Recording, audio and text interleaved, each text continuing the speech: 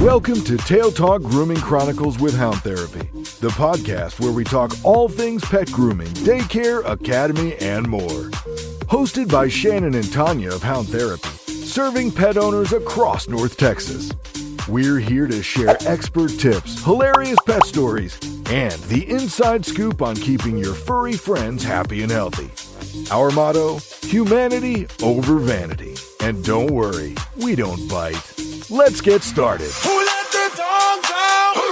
Who let the dogs out? Before the suds and snips, there's one crucial step that protects pets and groomers alike. Shannon and Tanya explain why vaccinations matter. Welcome back, everyone. I'm Sophia Yvette, co-host and producer, back in the studio with Shannon and Tanya, professional groomers at Hound Therapy. How's it going today, ladies? It's good, Sophia. Good. Thanks for being here today. Yeah, it's great to be back with you guys today. Now, let's go ahead and get into it. Why are vaccinations so important before a pet's first grooming? Well, I would say they're 100% good for all groomings. You know, most doggy daycares or veterinary, you can get your dog groomed at several places.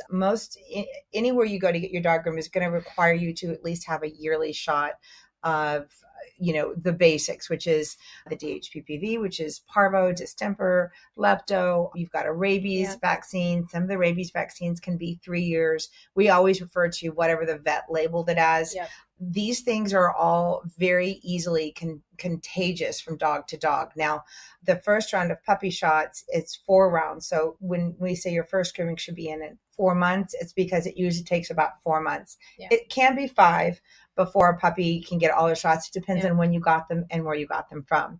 So I've seen some vets, it also requires on the weight of the puppy. Yeah. Too. And if they're really little, they don't want to, give them too much too soon. So it's kind of like our flu shots is, it's putting the strain of whatever it is they're giving them into their body. I am a huge fan of holistic where you can use it and, not pumping, your animals full of stuff, but I also don't want smallpox. So, I go ahead and get vaccinated for that. It's been proven to work. These vaccines that are for your animals have been given for years and years and years. And, I think up until recently, there has not been an outbreak of rabies in dogs for sure in our area. But I heard someplace recently, I think Austin, maybe it was from a bat, I believe. Had three cases of rabies in a dog, which is that's a huge amount. You can get rabies from a lot of different like skunks and bats, things that are out if you live out in the country. But if your dog is vaccinated for them, the likelihood of them getting that or contracting it are pretty slim. Yeah. It's important for us here that your animals are on it when they're young and when they're little, especially if you're traveling around, if you're going anywhere. But we don't want our animals that are elderly who may not be able to continue on with their shots. We don't want them exposed to the viruses that, these animals carry from being out and about. And I hear a lot of people say, well, my animal never goes anywhere. We don't do anything. That's completely a myth. Yeah. I mean, people come over, a lot of that parvo, it's from, feces. And if they've stepped in it somewhere, if they went to a dog park, they came in and your dog licks it, and it's just highly, highly contagious. So we don't want, and we understand that some dogs, reach a certain age and they can't handle it anymore, or they've got an immune system problem. Those dogs here, we do them straight through so that they're not here very often, but we keep our surfaces as clean as we possibly can. We don't have any surfaces in our facility that would harbor any type of disease as well. So a lot of people, look at it, if you've got wood kennels, if you've got, cages that are not easily wiped out, if you've got tile, the little square tiles, those are all places where diseases can lay in wait and grow, especially if it gets warm or hot. And, another dog comes by, steps in it, licks his paw, and now that dog is sick.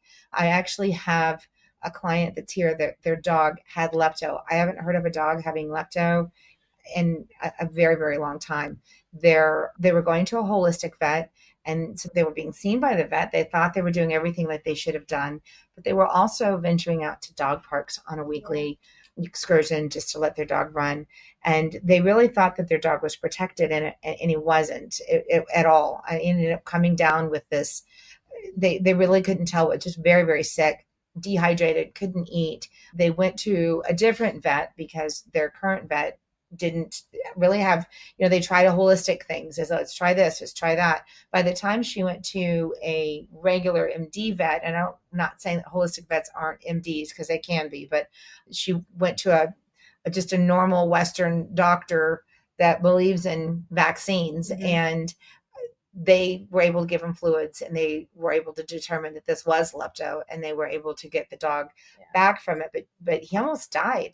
And that's just from, it's not even really lack of knowledge. It's just, hey, they didn't have it. Yeah. There's two things that are very, very similar: kennel cough and the canine flu. Most vets and boarding facilities will require you to have that every 6 months. It's an intranasal. It's just some wet drops that go in your nose. It's not even a shot. But what it does is it boosts that immune system, and it helps you they're both very similar. They're viral, and they're spread through diseases like sneezing. It's through the mucus from sneezing or licking, chewing on something that saliva. All of those things is how that's transmitted. Dogs are kind of like children. They're gross. They share everything. Yes, they do. They do. So, and there's 2 shots, right? There's a shot as well. So there's 2 things that you can do to prevent that from happening. And we've had that happen here before, where somebody has gone someplace else, and everybody in here has Bordetella. We require it every 6 months because we feel like that booster it's a good immune booster, as do most vets and most boarding facilities. Some will require it every year with their regular vaccines, but we do it on a regular basis. That said, we had an outbreak here. It was years ago, and it was not kennel cough. There was 15 dogs that were affected. We know exactly when it came in. We know who brought it in, and it took 2 weeks because there's an incubation period. Long story short is that I ended up taking my dog to the vet, and we did eye swabs, nasal swabs, ear swabs, and we ran everything. For a ton of money later, we were able to determine that it was, in fact, not kennel cough, but it was the flu. And, my question to the vet was, I've done everything I can do to make sure that every animal that comes in here is safe. I've done what I can do, per recommendations of giving these shots and, giving these intranasal things and making sure that my animal can go places and not get sick. And here she is sick with 15 other dogs. And, this is a problem for me. I'm going to need somebody to reason this for me. And the reason was they present themselves very, very similarly. Yeah. And they both got a cough. They both got sneezing. They can both kill your dog depending on the immune system. It's usually for older dogs. Younger dogs fight these things off much quicker, but they're also the biggest carriers because they're into everything, and they're at the vet more often, and they go more places. So long story short, it was for sure the flu. They gave me the exact same stuff that they give you if she'd had kennel cough, but she, for the first time, and you would think I would know better, I had switched vets, and the vet that I went for her yearly shots, did not give her the flu vaccine. And I called them and I said, what happened? What's going on? And she said, oh, well, we don't offer that. Some vets still to this day, they don't. It's a costly vaccine, and it's I believe that it's got a shorter shelf life than most. So if they don't use it or they can't sell it, they're not going to give it. And it doesn't make it cost effective for them to carry it. So you need to ask specifically. You've got to advocate for your dog. Yeah. You have to. If you think something looks wrong, if they've got allergies, fight for them. Yeah. Keep them on the heartworm. These are all things we give these, we recommend them. It's not so that we can make more money, because we get nothing out of it, but it's not so vets can just like, oh yeah, we want to charge more. And it has nothing to do with that. It's a very proven fact that without these dogs come up sick. And when they become sick, then they can pass that on. We've all experienced this whole COVID, era, and it's should have hopefully brought some things home for people that, diseases are spread. And when they don't have a vaccine, history has taught us the same thing. it affects everybody and it can go worldwide. And it's no different than dogs. So if you are going all towards holistic and we're no longer going to vaccinate these animals, and I'm not spitting the extra to get my dog groomed.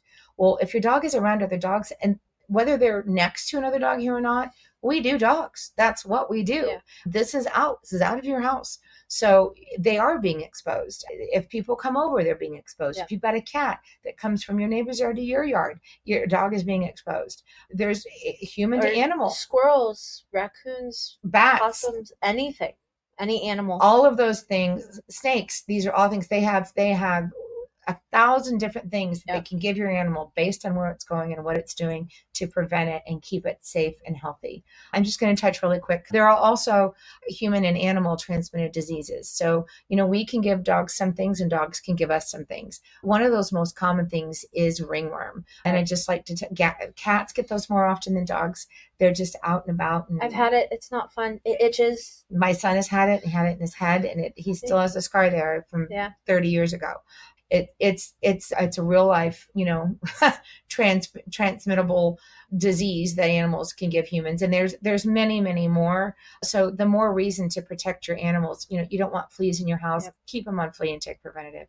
Mosquitoes, keep them on, any kind of repellent from bugs. Don't keep them infested. If they eat certain things, they can get worms. We have heartworm medicine. We've got tapeworm medicine. We have all of these things because, dogs get them. They've been proven and they've died from them before. Yeah. And what we don't want to do is expose animals who cannot have them, because there are a handful of animals who just can't tolerate them due to whatever kind medical, of several situations that they just, they're not able to do that. So we do our best to protect everybody the best way that we can, and for sure ourselves. And my dog comes to work with me every day. So I definitely don't want my dog to get sick and then bring it home to my cat. And then, it's not ideal. So I guess the takeaway here is just, be aware, do the homework. There's a lot of things that you can cut out. Yes, you can do really good foods. You can make a lot of stuff yourself.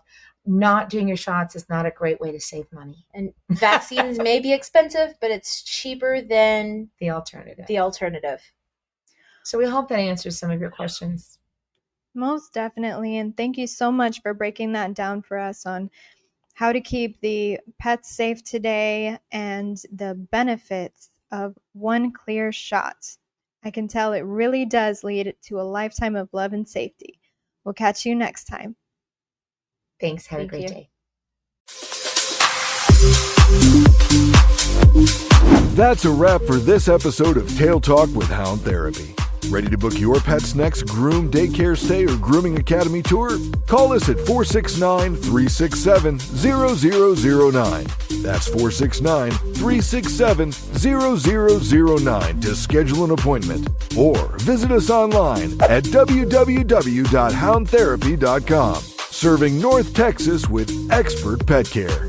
Until next time, keep those tails wagging.